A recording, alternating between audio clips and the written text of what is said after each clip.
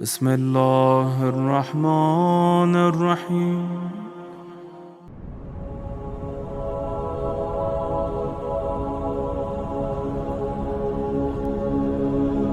اللهم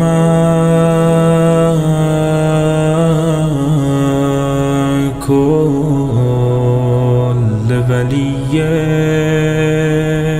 الحجة ابن الحسن صلواتك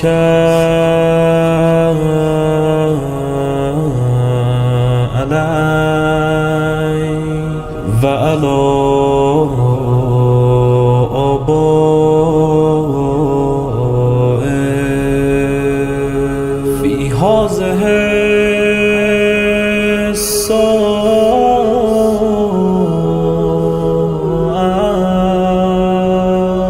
وفي كل ساعة وليا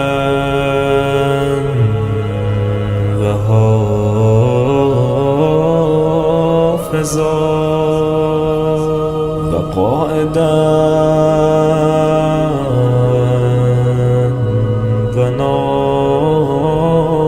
وناصرا ودليلا وعينا حتى تسكنه أرضك طوعا وتمتعه فيها طويلا.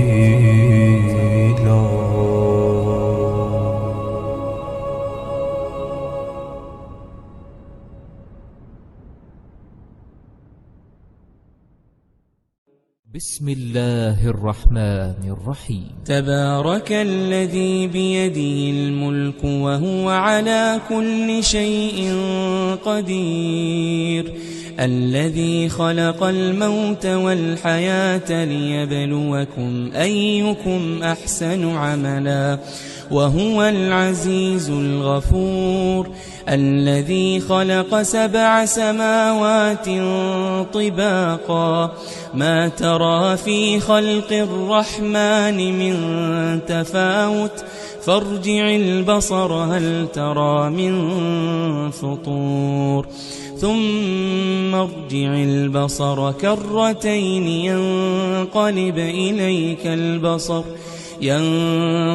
إليك البصر خاسئا وهو حسير. ولقد زينا السماء الدنيا بمصابيح وجعلناها رجوما للشياطين وأعتدنا لهم عذاب السعير. وللذين كفروا بربهم عذاب جهنم وبئس المصير. إذا ألقوا فيها سمعوا لها شهيقا وهي تفور تكاد تميز من الغيظ كلما ألقي فيها فوج سألهم خزنتها ألم يأتكم نذير قالوا بلى قد جاءنا نذير فكذبنا وقلنا ما نزل الله من شيء إن أنتم إلا في ضلال كبير. وقالوا لو كنا نسمع أو نعقل ما كنا في أصحاب السعير فاعترفوا بذنبهم فسحقا لأصحاب السعير. إن الذين يخشون ربهم بالغيب لهم مغفرة وأجر كبير وأسروا قولكم أو اجهروا به إنه عليم بذات الصدور ألا يعلم من خلق وهو اللطيف الخبير هو الذي جعل لكم الأرض ذلولا فامشوا في مناكبها وكلوا من رزقه وإليه النشور أأمنتم من في السماء أن يخسف بكم الأرض فإذا هي تمور أم أمنتم من في السماء أن يرسل عليكم حاصبا فستعلمون كيف نذير ولقد كذب الذين من قبلهم فكيف كان نكير أولم يروا إلى الطير فوقهم صافات ويقبضن ما يمسكهن إلا الرحمن إنه بكل شيء بصير أمن هذا الذي هو جند لكم ينصركم من دون الرحمن إن الكافرون إلا في غرور أمن هذا الذي هو جند لكم ينصركم من دون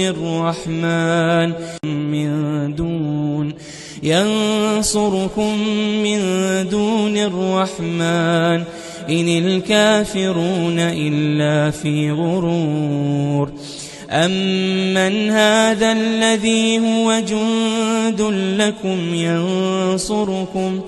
ينصركم من دون الرحمن إن الكافرون إلا في غرور أمن هذا الذي يرزقكم إن أمسك رزقه بل لجوا في عتو ونفور أفمن يمشي مكبا على وجهه أهدى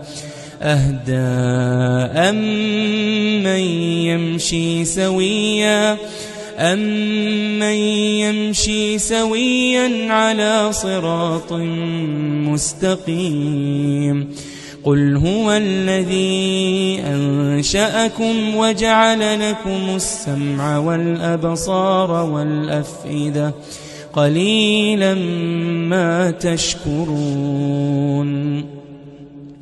قل هو الذي ذرأكم في الأرض وإليه تحشرون ويقولون متى هذا الوعد إن كنتم صادقين قل إنما العلم عند الله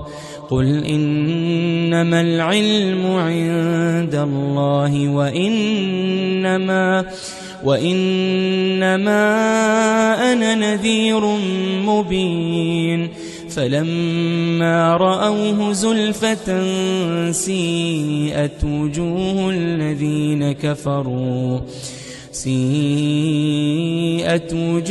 الذين كفروا وقيل هذا الذي كنتم به تدعون قل أرأيتم إن أهلكني الله ومن معي أو رحمنا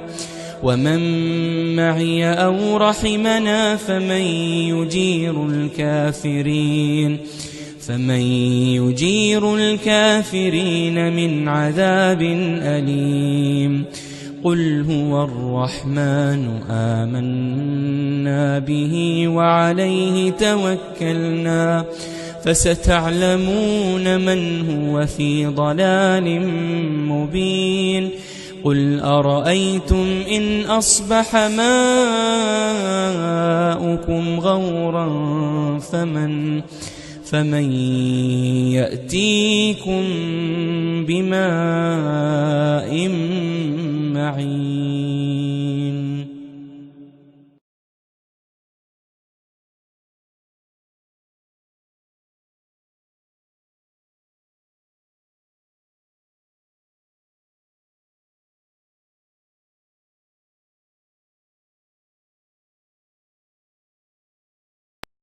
بسم الله الرحمن الرحيم اللهم صل على محمد وآل محمد اللهم إني أسألك وأتوجه إليك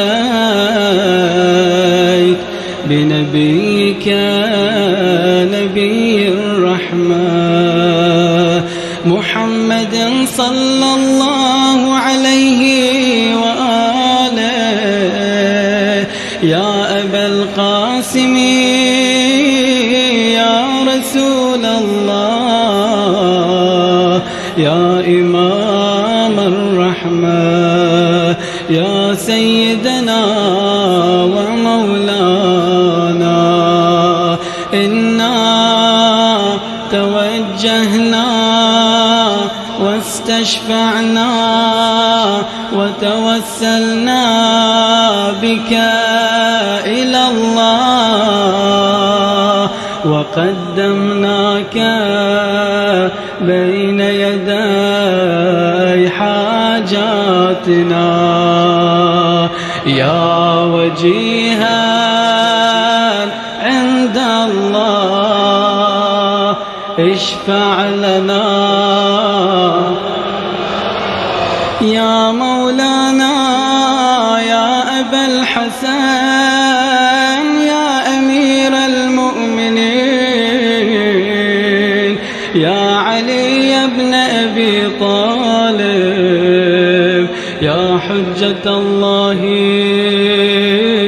على خلقه يا سيدنا ومولانا إنا توجهنا واستشفعنا وتوسلنا بك إلى الله وقدمناك بين يدي حاجاتنا يا وجيها اشفع لنا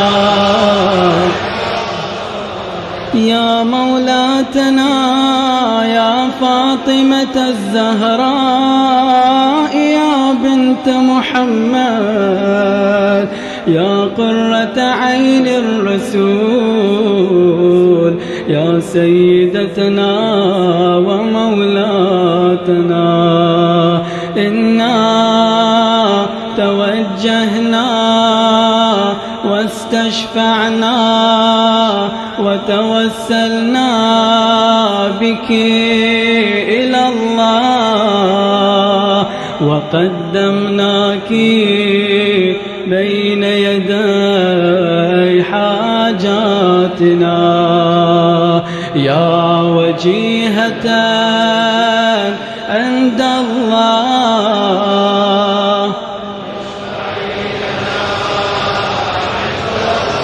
يا مولانا يا أبا محمد يا حسن بن علي أيها المجتبى يا ابن رسول الله يا حجة الله على خلقه يا سيدنا ومولانا إنا توجهنا واستشفعنا وتوسلنا بك إلى الله وقدمناك بين يدي حاجاتنا.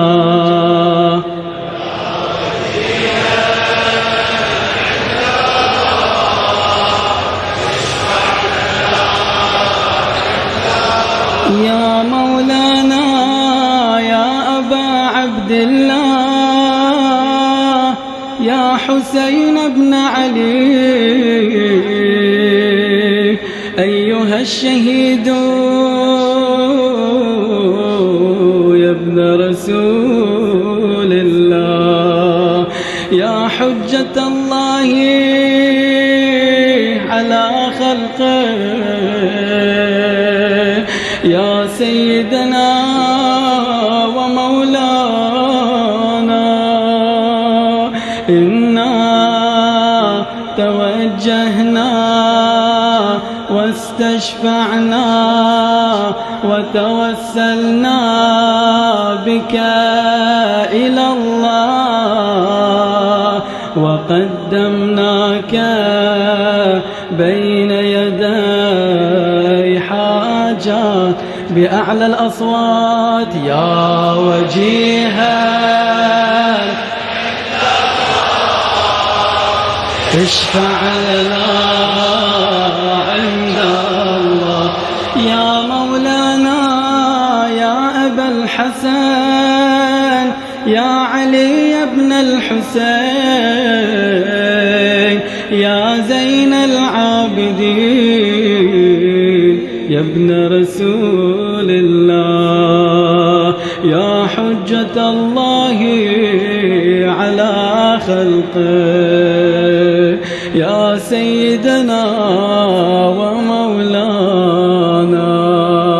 إنا توجهنا واستشفعنا وتوسلنا بك إلى الله وقدمناك بين يدي حاجاتنا.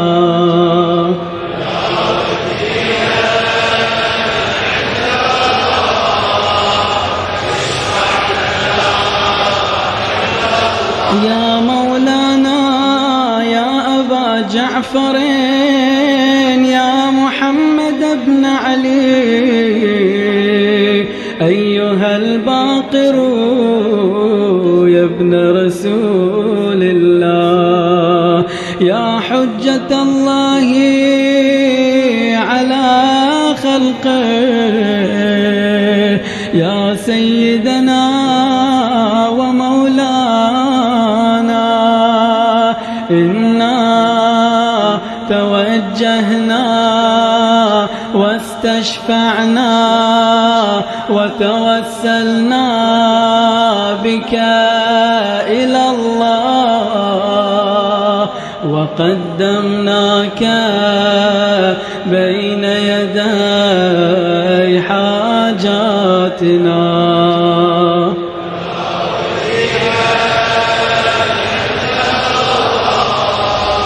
اشفع لنا عند الله يا مولانا يا أبا عبد الله يا جعفر بن محمد أيها الصادق يا ابن رسول الله يا حجة الله على خلقه يا سيدنا ومولانا إنا توجهنا واستشفعنا وتوسلنا بك إلى الله وقدمناك بين يدي حاجاتنا.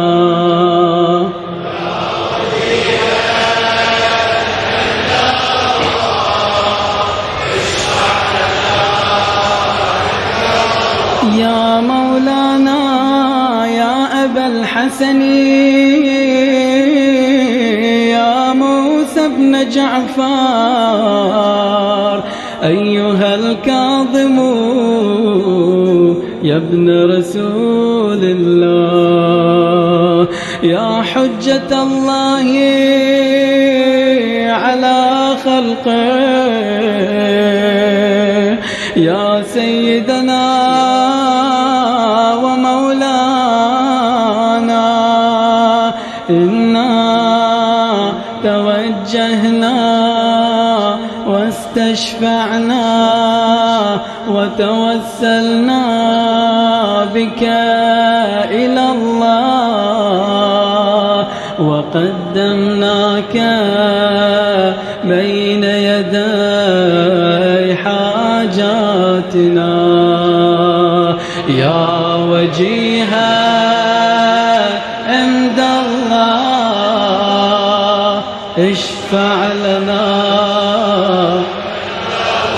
يا مولانا يا أبا الحسن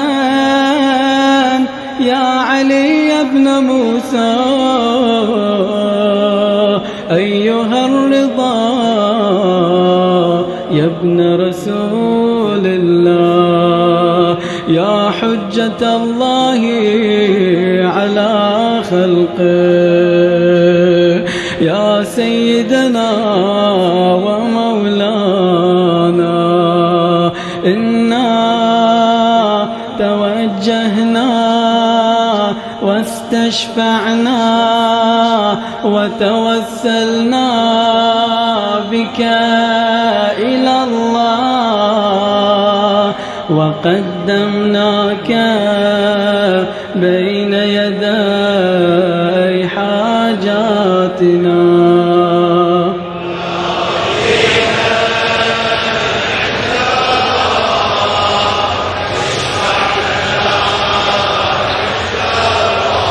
يا مولانا يا أبا جعفر يا محمد بن علي أيها التقي الجواد يا ابن رسول الله يا حجة الله على خلقه يا سيدنا ومولانا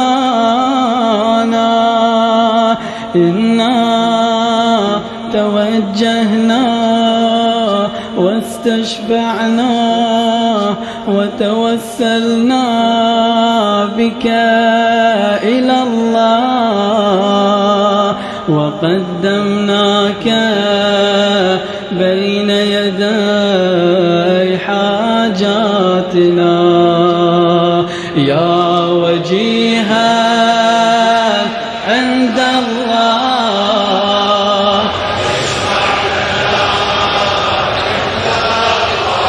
يا مولانا يا أبا الحسن يا علي بن محمد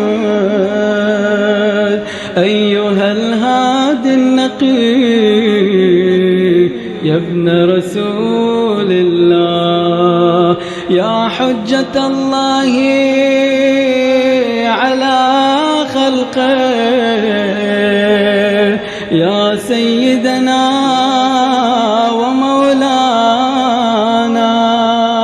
إنا توجهنا واستشفعنا وتوسلنا بك إلى الله وقدمناك بين يدي حاجاتنا يا وجيها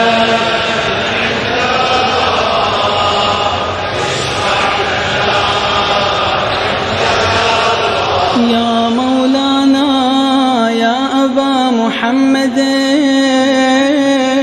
يا حسن بن علي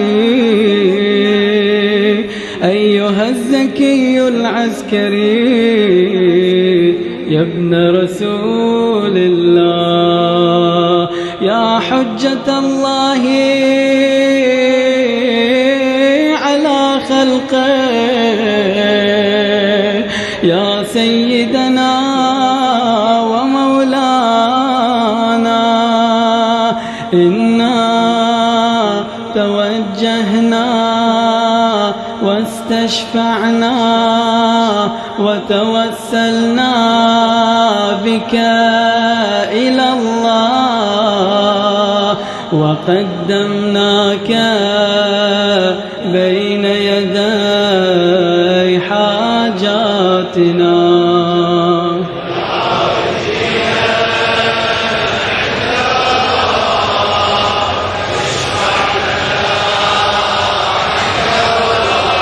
يا مولانا يا وصي الحسن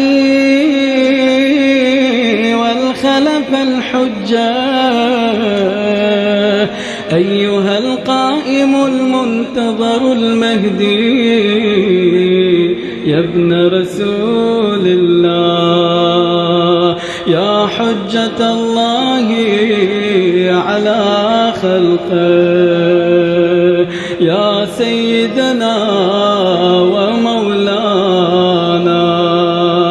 إنا توجهنا واستشفعنا وتوسلنا بك إلى الله وقدمناك بين يدي حاجة 3 مرات بأعلى الأصوات يا وجيها عند الله اشفع لنا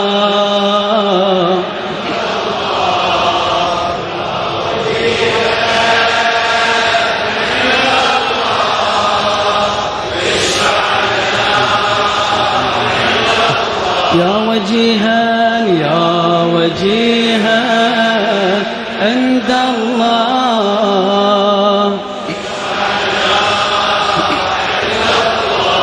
اطلبوا حوائجكم من الله سبحانه وتعالى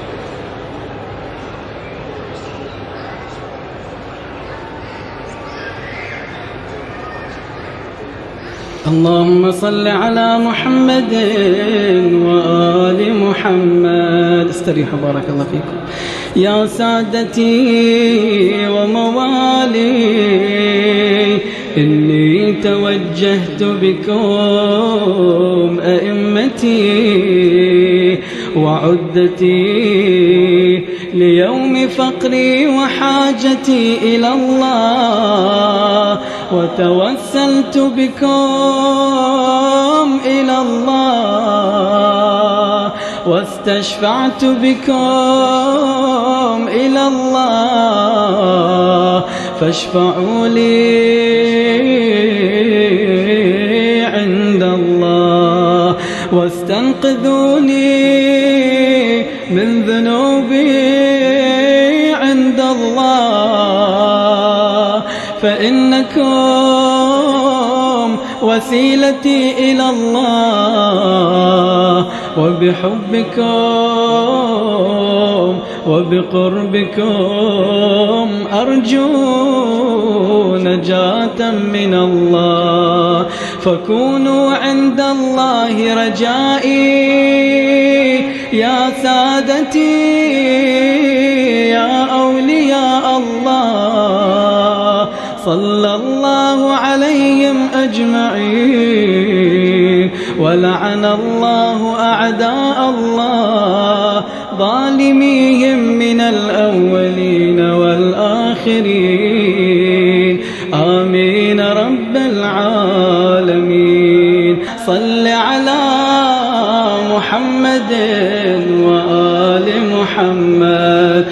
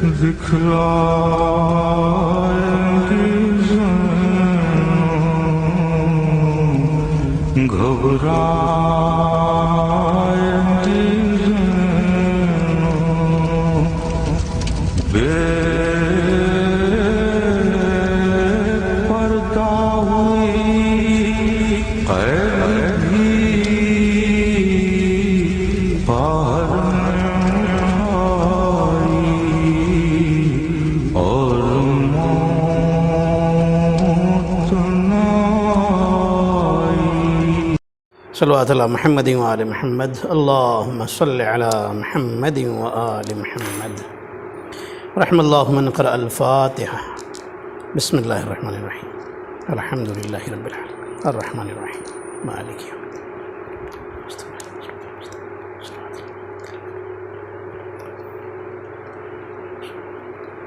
الدین لا حول ولا قوة الا باللہ العلی العظیم اعوذ باللہ من الشیطان اللعین الرجیم بسم اللہ الرحمن الرحیم الحمد للہ رب العالمین حسبنا اللہ ونعم الوکیل نعم المولا ونعم النصیر والصلاة والسلام والتحیۃ والاکرام علی رسول الثقلین جد الحسن والحسین سیدنا و مولانا حبیب الہ العالمین ابی القاسم محمد اللہم صلی علی محمد و آل محمد والصلاة والسلام والتحیۃ والاکرام علی اہل بیتہ الطیبین الطاہرین المعصومین المظلومین الغر المیامین سیما بقیت اللہ فی الارضین روحی و ارواح العالمین لتراب مقدمہ الفدا اللہم عجل ولیک الفرج ولعنۃ اللہ علی اعدائہم اجمعین اما بعد فقد قال اللہ الحکیم بسم اللہ الرحمن الرحیم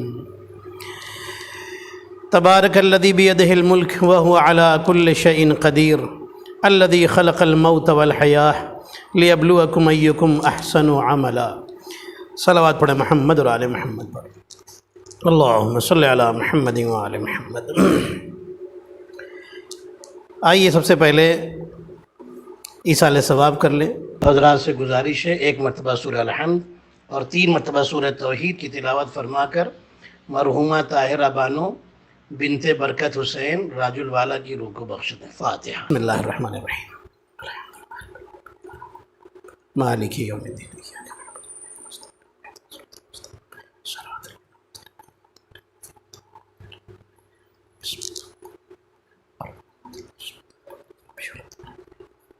بسم اللہ الرحمن الرحیم قل هو اللہ احد اللہ الصمد لم یلد ولم یولد ولم یکن له کفوا احد بسم اللہ الرحمن الرحیم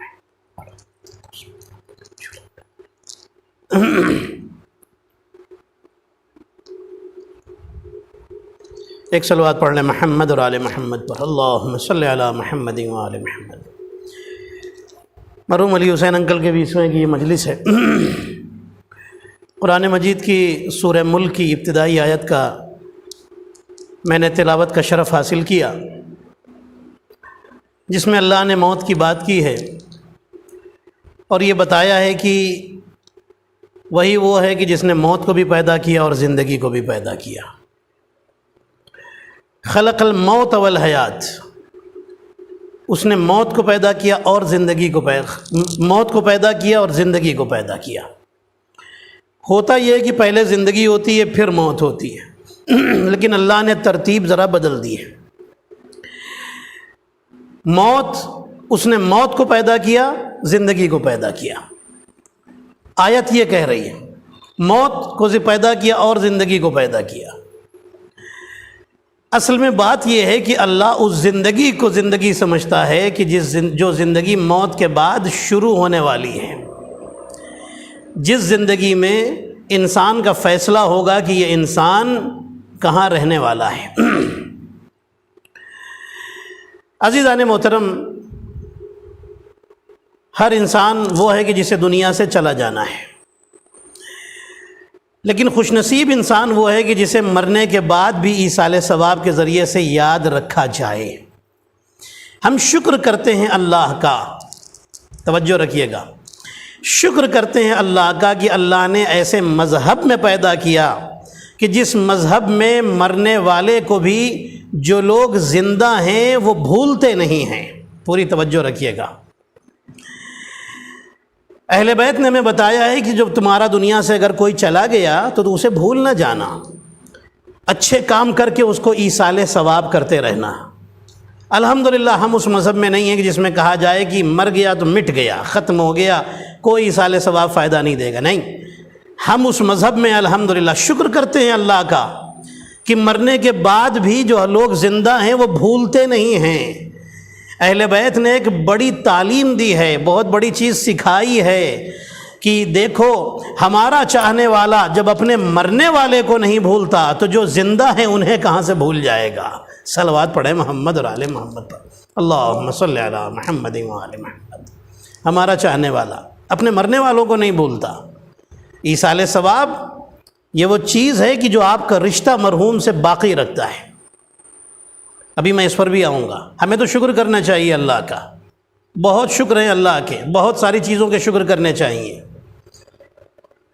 ہمیں۔ ایسے سب سے پہلے تو اس نعمت کا شکر کرنا چاہیے کہ ہم کو اہل بیت کے چاہنے والوں کے گھر میں پیدا کر دیا۔ کم ہے یہ بڑی نعمت؟ یہ نعمت کم ہے؟ کس کس نعمت کا شکر ادا کریں گے اللہ کا؟ کس کس اللہ کی نعمت کا شکر ادا کریں گے؟ معصوم نے بڑا پیارا جملہ فرمایا ہے۔ امام سجاد علیہ السلام فرماتے ہیں میرے اللہ سب سے بڑا تیرا شکر یہ ہے کہ تو نے مجھے شکر کی توفیق عطا کی ہے۔ اللہ اکبر، سب سے بڑا تو تیرا یہی شکر ہے کہ تو نے شکر کرنے کی توفیق عطا کی ہے۔ اگر یہی توفیق نہ دیتا تو ہم تو ان میں سے ہوتے کہ جنہیں تو نے کافر قرار دیا ہے۔ یعنی بندے کے لیے یہ امام سکھا رہے ہیں، بندہ اللہ کی بارگاہ میں اس طرح سے کہے، اس لیے کہ اللہ کہتا ہے اگر تم نے نعمتوں کو ٹھکرایا تو تم کافر بن جاؤ گے، کافر بن جاؤ گے۔ تو نعمتوں کا شکر ادا کرے۔ اب سنیے گا، پھر میں بھی آپ کو یہاں تک لے کے آؤں گا جو آیت میں نے شروع کی ہے۔ اللہ نے نبی داؤد علیہ السلام سے فرمایا کہ اے داؤد میری نعمتوں کے شکریہ کا حق ادا کرو، نعمتوں کے شکریہ کا حق ادا کرو۔ اچھا دیکھیے، اب یہ ایک چین بن جاتی ہے نا پوری۔ امام نے کیا فرمایا؟ میرے اللہ تو تیرا سب سے بڑا شکر یہ ہے کہ تو نے شکر کرنے کی توفیق دی۔ پہلے تو نعمت کا شکر، پھر جو شکریہ کی توفیق ملی ہے اس کا شکر، پھر اس شکریہ کا بھی شکر، پھر اس کا بھی شکر، پھر اس کا بھی شکر، تو پوری زندگی تو اسی میں نکل جائے گی۔ توجہ رکھیے، میں آپ کو کیا بتانا چاہتا ہوں۔ اللہ کیا کہہ رہا ہے کہ میرا شکریہ کا، اے داؤد میرے شکریہ کا حق ادا کرو۔ حق ادا کرنا سمجھتے ہیں کیا ہوتا ہے؟ پہلے یہ سمجھیے، حق ادا کرنے کا مطلب یہ ہوتا ہے میں پرابلم میں تھا، میرا ایک دوست آیا، اس نے 1000 روپے کی میری مدد کر دی، 1000 روپے کی۔ جب وہ پرابلم میں تھا تو میں نے 800 روپے کی اس کی مدد کی. اس نے مجھے بلایا کہ بھائی میں پریشانی میں ہوں، آئیے مدد کر دیجیے. میں نے 800 روپے اس کو دیے اور اس کی مدد کر دی. 900 روپے دیے، مدد کر دی. کیا حق ادا کیا؟ 100 روپے کا تو حق باقی ہے نا. بھی توجہ رکھیے گا. لیکن اس کو بھی ضرورت جب ہوئی تو میں نے 1000 ہی روپے کا حق ادا، اس مدد کی. تو مطلب کیا ہے؟ مدد کا حق ادا کر دیا، کمی نہیں کی. جتنا اس نے کیا تھا ہم نے بھی اتنا کر دیا. توجہ ہے آپ کی؟ یا اس سے زیادہ کر دیا. اس نے 1000 کی مدد کی تھی، ہم نے 1100 روپے کی مدد کر دی. 100 روپے اور زیادہ اس کو دے دیے. اب آپ یہ بتائیے دوست کیا کہے گا؟ بھائی تو نے تو مدد کرنے کا حق ادا کر دیا. میں نے تو تجھے 1000 ہی روپے دیے، تو نے مجھے 1100 دے دیے. یہ ہوتا ہے حق ادا کرنا. یعنی جتنا دیا گیا اتنا واپس کیا جائے، یہ ہے حق ادا کرنا. اللہ کہہ رہا ہے کہ اے داؤد میرے شکریہ کا حق ادا کرو جو نعمتیں آج تک دی ہیں. نبی داؤد نے ایک جملہ کہا، میرے اللہ میں تیرے شکریہ، تو کہہ رہا ہے کہ ساری نعمتوں کے شکریہ کا حق ادا کروں، میں تو تیری ایک نعمت کے بھی شکر کا حق ادا نہیں کر سکتا. میرے اللہ میں شکریہ کہتا ہوں، شکرن للہ کہتا ہوں، لیکن تیرے شکریہ کا ایک نعمت کا بھی نہیں ادا کر سکتا. ساری نعمتوں کا کیا ادا کروں گا؟ اللہ نے فوراً آواز دی، اے داؤد میں خوش ہو گیا. تمہارے اندر جو یہ احساس پیدا ہوا کہ تم شکریہ کا حق نہیں ادا کر سکتے، پھر بھی شکر ادا کرتے رہتے ہو، بس یہی چیز وہ ہے کہ جسے میں شکر سمجھ لیتا ہوں. صلوات پڑھے محمد اور آل محمد. اللہم صلی اللہ علیہ وسلم. کون ہے جو شکریہ کا اس کا حق ادا کرے گا؟ ہم تو بس اپنے ٹوٹے پھوٹے انداز میں شکریہ کا حق ادا کرتے ہیں. آپ مجھے بتائیے، یہ آنکھیں اللہ نے دی ہیں، اگر ایک آنکھ خراب کر دیتا تو آپ مجھے بتائیے دنیا کے مذاق کا نشانہ بن کے رہ جاتے ہیں. یہی تو ہوتا نا. سب کچھ اچھا دیا ہے، بہت ہی خوبصورت انسان بنایا ہے، دماغ صحیح نہیں ہے. آپ بتائیے کیا عزت ہوتی؟ کہیں عزت کوئی کرتا؟ ارے چہرہ تو اچھا ہے نا، چہرہ اچھا ہے تو کیا ہوا؟ بہکی بہکی باتیں کرتے ہیں، دماغی برابر نہیں ہے. پوری توجہ رکھیے گا عزیزان محترم. دماغ اگر خراب ہو جائے تو انسان کی پھر کوئی عزت نہیں. آنکھ خراب ہو جائے تو انسان کے اندر ایک عیب آ گیا. نادان لوگ یا بچے ہی کم سے کم مذاق اڑانا شروع کر دے. کوئی تو مذاق اڑانے والا پیدا ہو جائے، کوئی بھی مذاق اڑا سکتا ہے، کچھ بھی. عزیزان محترم، ہم آپ مجھے بتائیے اس آنکھ کا کتنی بار شکر ادا کیا ہے؟ کان کا کتنی بار شکر ادا کیا زندگی میں؟ ہاتھ کا کتنی بار شکر ادا کیا ہے؟ ایک انگلی نہ ہوتی، آپ مجھے یہ ایک انگلی نہ ہوتی، اپنا بٹن کیسے بند کرتے؟ کبھی اس کا شکریہ ادا کیا؟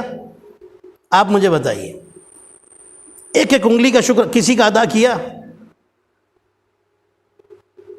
عزیزان محترم، پھر کیسے شکر ادا کریں اللہ کا؟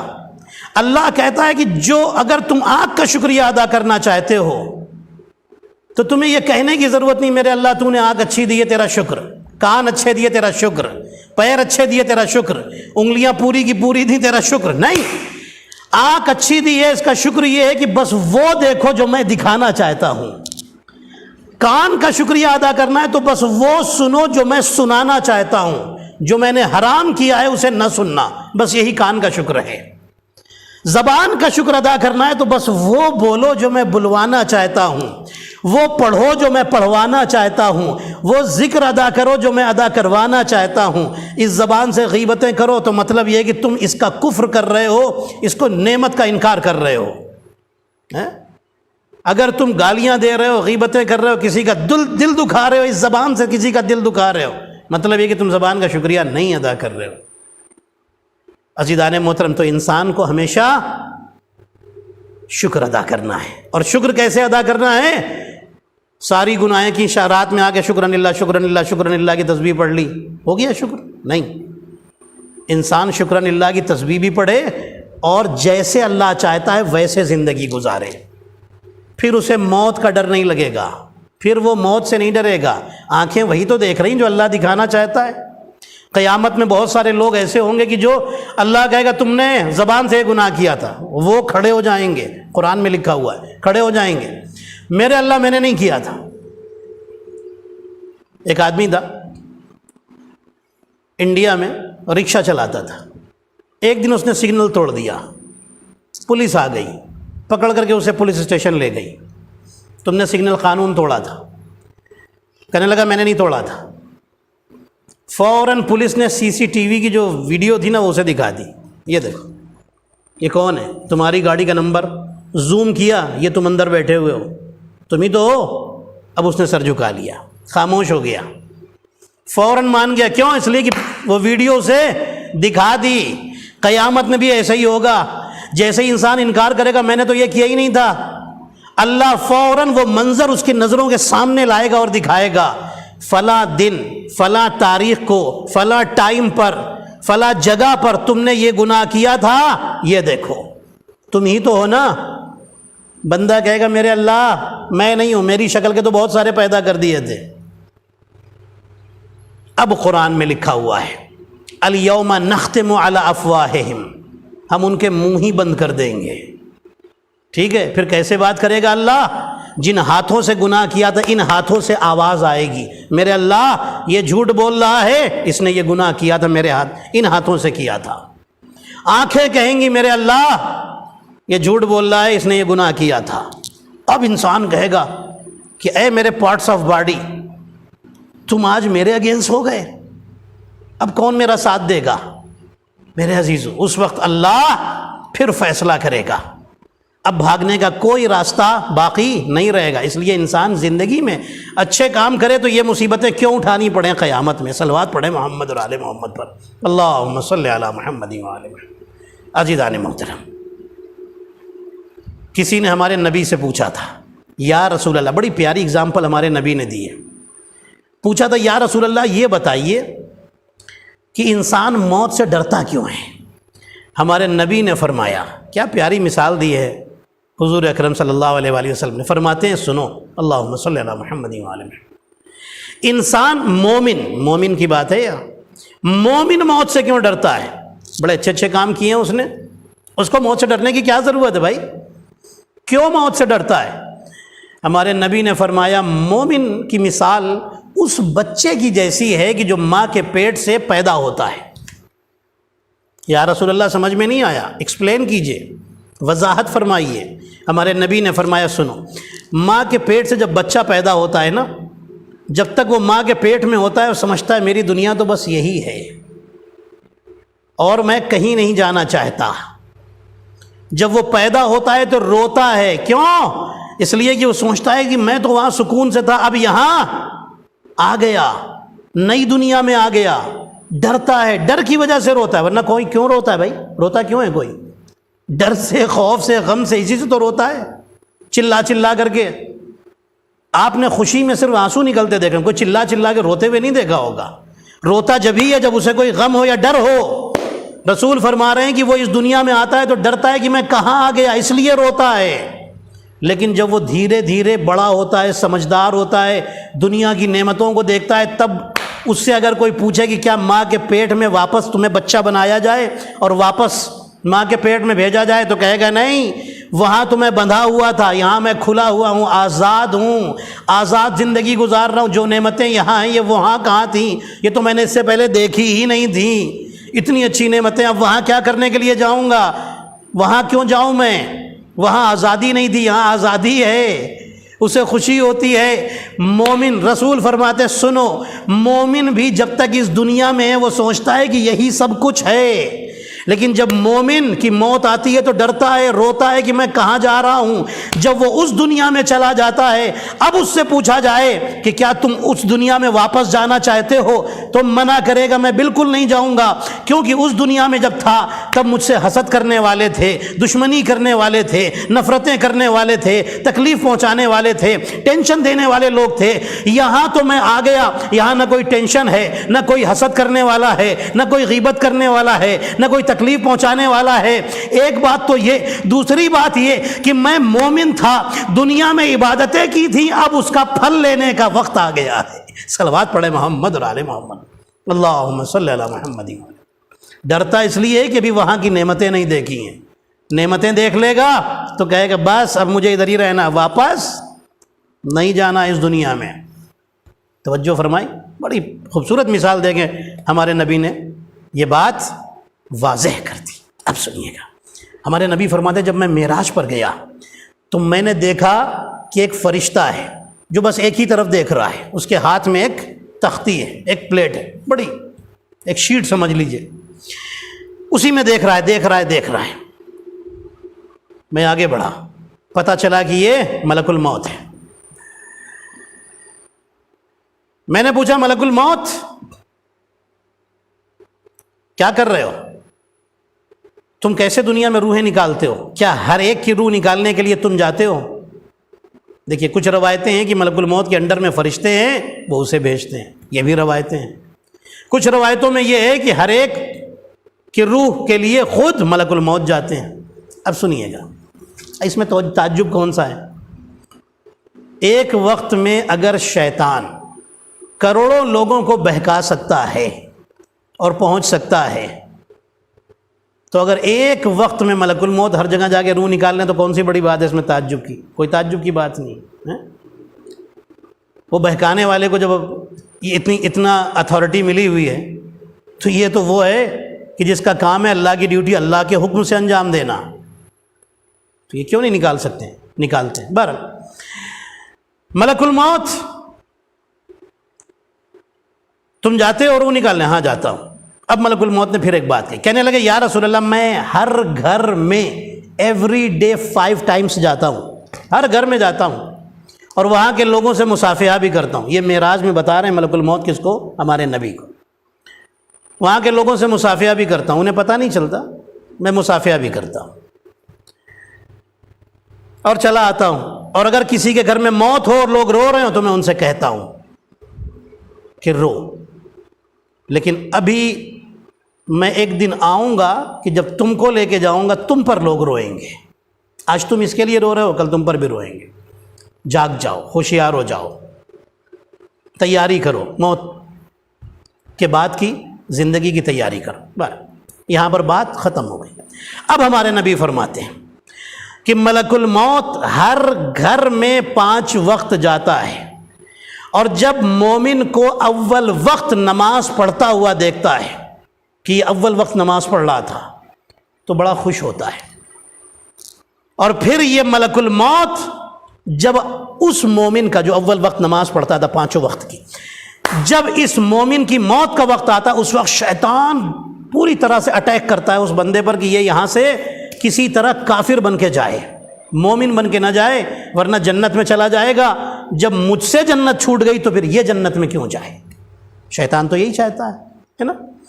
ہمارے نبی فرماتے ہیں کہ شیطان اٹیک کرتا ہے مومن پر آخری ٹائم پر اور اس کے ایمان کو بدل دیتا ہے، ہم کو پتہ ہی نہیں چلتا، ہم سمجھتے ہیں کہ بڑے مومن دنیا سے گئے اور وہ نہ جانے کیا بن کے جا رہے ہیں۔ رسول فرماتے ہیں کہ جو انسان اول وقت نماز پڑھتا ہے، ملک الموت آخری وقت میں اس کے قریب آتا ہے اور آگے شیطان کو دور بھگا دیتا ہے، شیطان اس کا ایمان نہ چھیننے پائے، اس کے ایمان کو برباد نہ کرنے پائے، آ کر کے ملک الموت اسے بچا لیتے ہیں، اور ملک الموت اس سے کہتے ہیں تو کلمہ پڑھ اور مومن بن کر کے دنیا سے رخصت ہو جا۔ آخری وقت میں کلمہ تو پڑھا ہی جاتا ہے نا، اگر مومن کو ہر ایک کو یاد رکھنا چاہیے، اشہد ان لا الہ الا اللہ واشہد ان محمدا عبدہ ورسولہ واشہد ان علی امیر المؤمنین واولادہ المعصومین حجج اللہ۔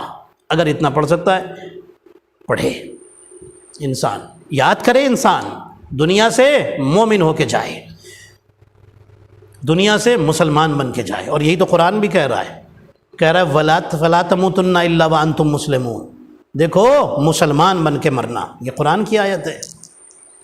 تو جب انسان اول وقت نماز، اب اس بات کو یہاں سے ملا لیجئے، پورا ملا لیجئے، کنکلوژن نکل آئے گا، اول وقت نماز پڑھے گا تو پھر مومن بن کر کے مسلمان بن کے دنیا سے جائے گا۔ عزیزان محترم، اور نماز ولایت اہل بیت، محبت اہل بیت کے ساتھ ہونی چاہیے۔ اہل بیت کو چھوڑ کر کوئی عبادت نہیں ہے، اہل بیت کے ساتھ جو ہوتی ہے وہی عبادت ہوتی ہے۔ اس کا ایک پروف دے دوں آپ کو، جب ہمارے نبی سجدے میں تھے، حسین پیٹھ پر آ کر بیٹھ گئے، رسول اللہ کہہ دیتے حسین دیکھو مسجد میں آنا، میرے پیٹھ پر نہ بیٹھنا، نماز کے وقت نہ بیٹھنا، توجہ رکھیے گا، نہیں کہا۔ یا حسین انتظار کر لیتے کہ نانا نماز ختم کر لیں پھر میں پیٹھ پر بیٹھ جاؤں، پشت پر سوار ہو جاؤں، نہ حسین نے انتظار کیا نہ رسول نے ایسی بات کہی۔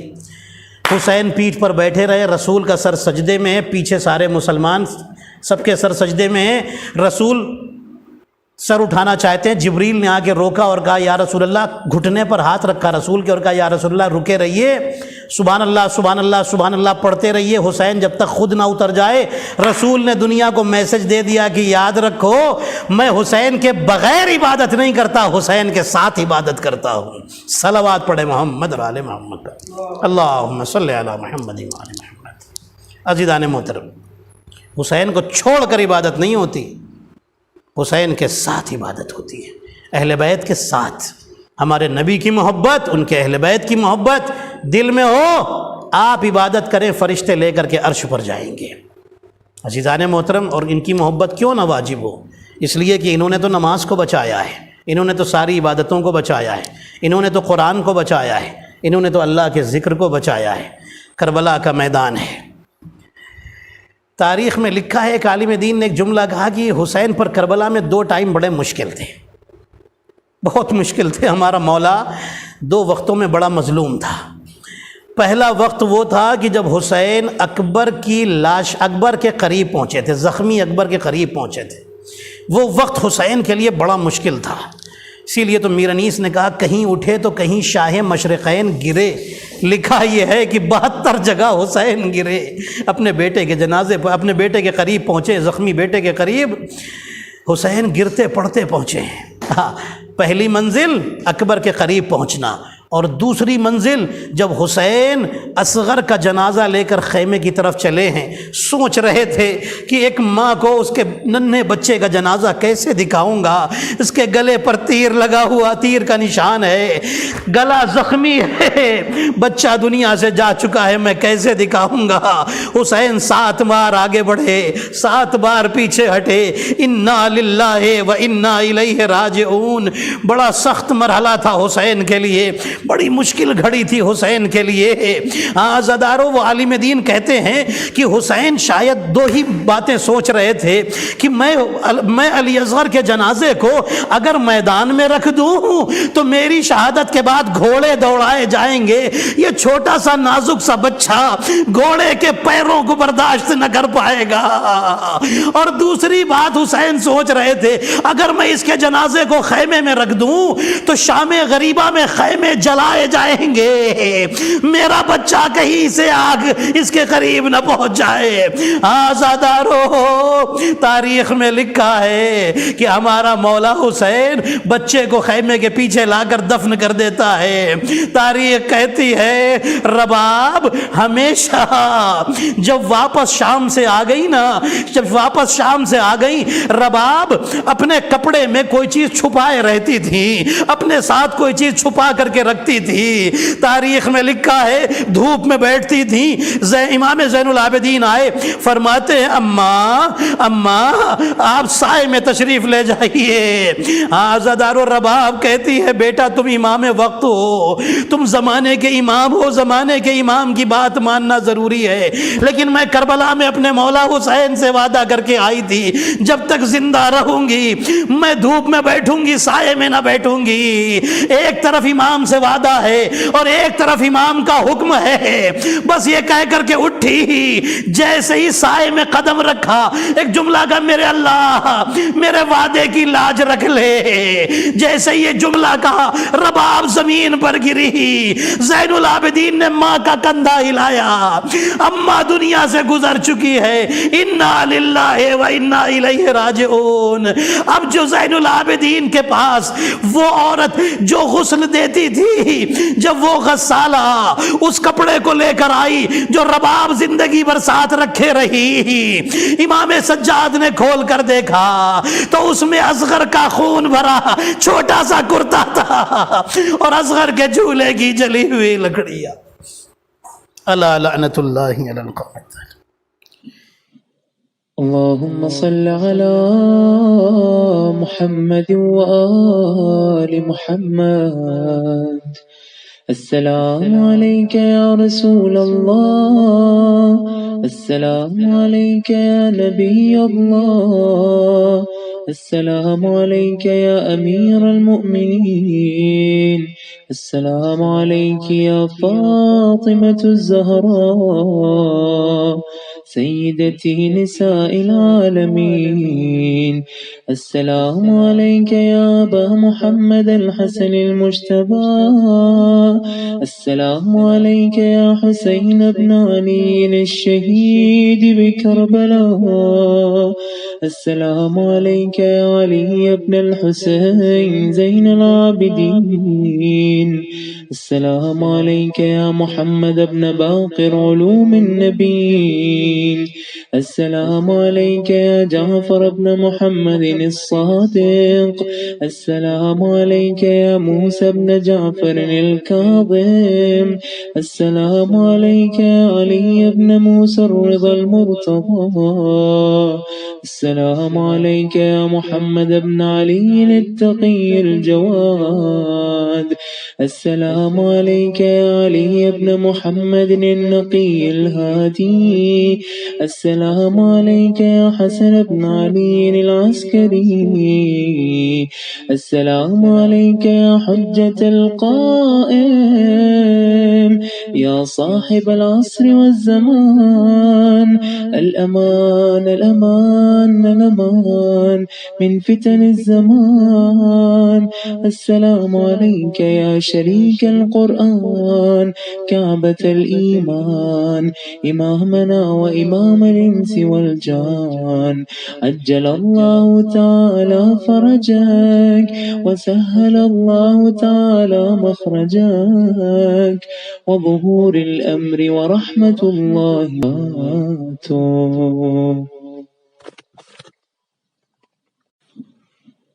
اللهم صل على